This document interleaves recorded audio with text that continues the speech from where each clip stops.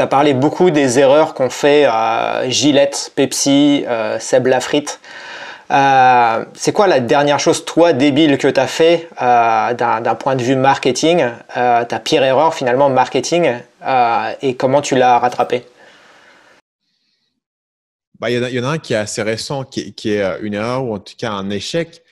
Euh, c'est que je t'ai parlé plutôt dans l'interview que j'avais monté cette équipe et qu'une des raisons de monter l'équipe, c'était de pouvoir développer différents projets.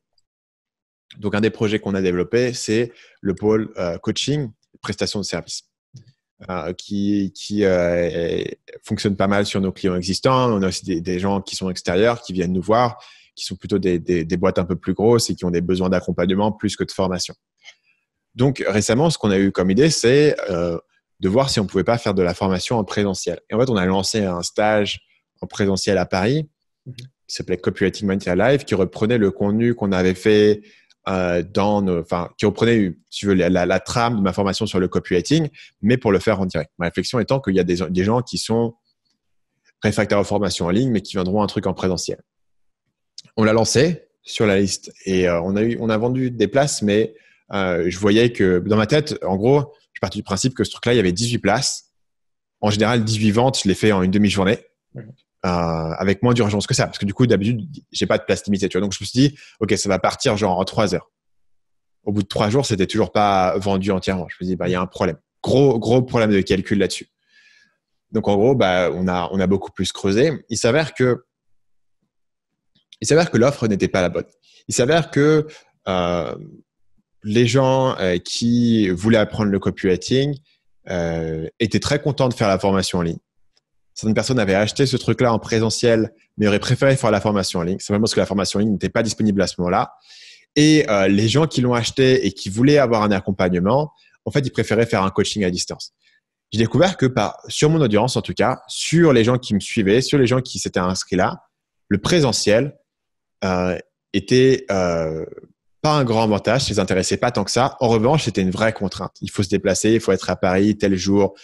Le week-end, ça me va pas. Il y avait des grèves. Voilà. C'était au moment où il y avait les pires grèves de transport. Les gens ne pouvaient pas se déplacer, etc. Bref.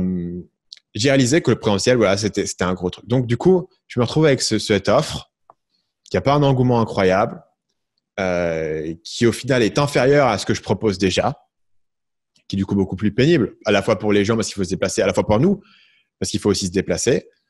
C'est une offre que je présente pas en personne et les gens veulent absolument que ce soit moi qui le présente. Mais d'un autre côté, ça n'a pas de sens pour moi de présenter un truc en personne pour 18 personnes. Il faut que ce soit mon équipe qui s'en occupe parce que sinon, ça ne rentre pas. Tu vois, donc, en gros, on n'avait pas de product market fit, donc d'équivalence entre ce qu'on proposait et ce que le marché voulait. Et du coup, voilà. Quelle était l'erreur ici?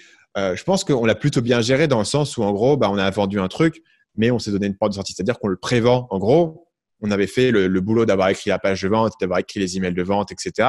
Mais si ça se vendait pas, on pouvait toujours changer de stratégie, on pouvait faire autre chose et on n'avait rien perdu. Tu vois, c'était un test. Par contre, si ça marchait, en gros, on allait le faire régulièrement, tous les mois, et ça allait devenir une nouvelle manière de générer du CA. Après, si c'était pour le faire une fois et que ça marchote, ça n'avait pas beaucoup de sens. Donc, je pense que ici, l'erreur que j'ai faite, c'est que j'ai pour le coup mal jugé sur mon audience le niveau d'exigence que les gens avaient, que ce soit moi qui personnellement présente les choses, sachant que voilà, j'avais l'habitude de faire du coaching où c'était pas moi qui m'en occupais, c'était Paul et Sarah qui s'en occupaient. Mais j'ai découvert qu'en fait, les gens qui vont être les meilleurs clients du coaching, c'est des gens qui vont être déjà dans les formations et c'est des gens qui vont avoir accès à mon forum privé où mes coachs sont très actifs et répondent à beaucoup de questions. Et j'ai découvert que effectivement, c'est un point que j'avais pas pris en compte, c'est que sur mon audience de base, sur ma liste email de gens qui n'ont jamais rien acheté sur YouTube, les gens ne connaissent pas aussi bien mon équipe. Et donc, mon équipe n'a pas été aussi bien mis en avant sur le temps, il n'a pas développé ce niveau de confiance qu'ils pouvaient avoir par rapport à mes clients. C'est un facteur que j'avais pas du tout pris en compte, j'avais pas du tout calculé, que les gens allaient se dire, bah oui, mais Marketing Mania, s'il n'y a pas Stan, ça m'intéresse pas.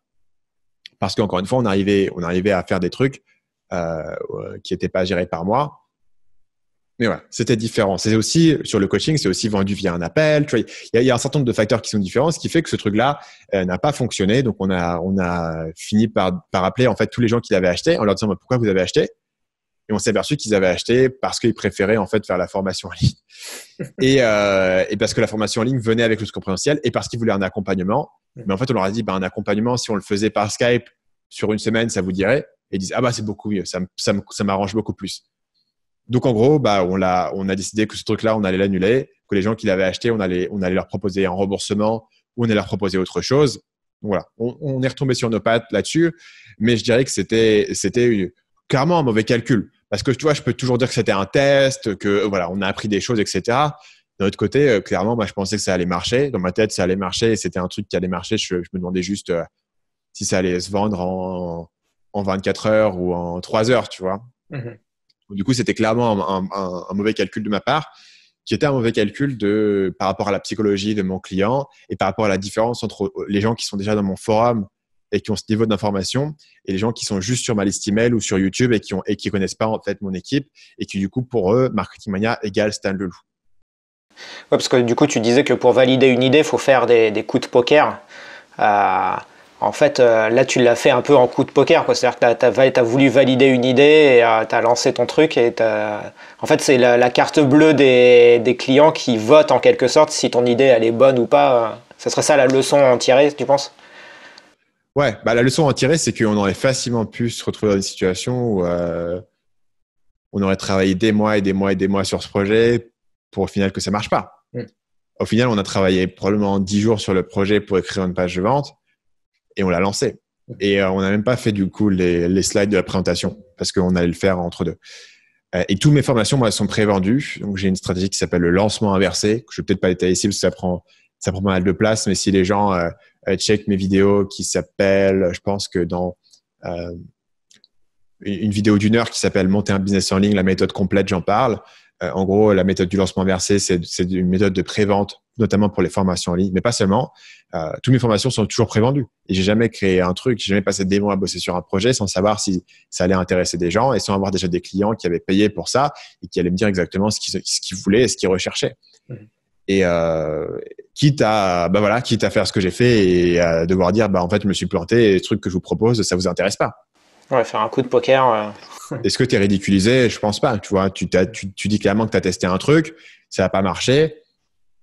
Écoute, voilà, moi, ça m'a évité de passer des mois à bosser sur un truc. Ça m'a permis de tester quelque chose. Ça m'a permis d'avoir un point de données de ce qui marche et ce qui marche pas. Ça m'a permis de réaliser que le présentiel, c'est plus compliqué que j'avais estimé parce que les grèves, les trucs, tu vois, j'avais pas pris en compte tous ces détails. Les histoires de week-end, de trucs, de j'ai des enfants, de machin. Il y avait plein de détails que j'ai pas pris en compte. Parce que si un jour je décide de refaire un truc en présentiel, du coup, j'aurais appris des trucs.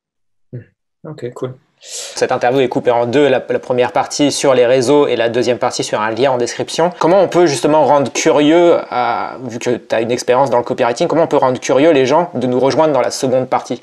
Il faut comprendre en fait aujourd'hui qu'une des meilleures manières de trouver des idées marketing, c'est pas de copier en fait ce que font tes concurrents, parce que là, c'est des trucs qui sont vus et revus et que ton client est un peu désensibilisé.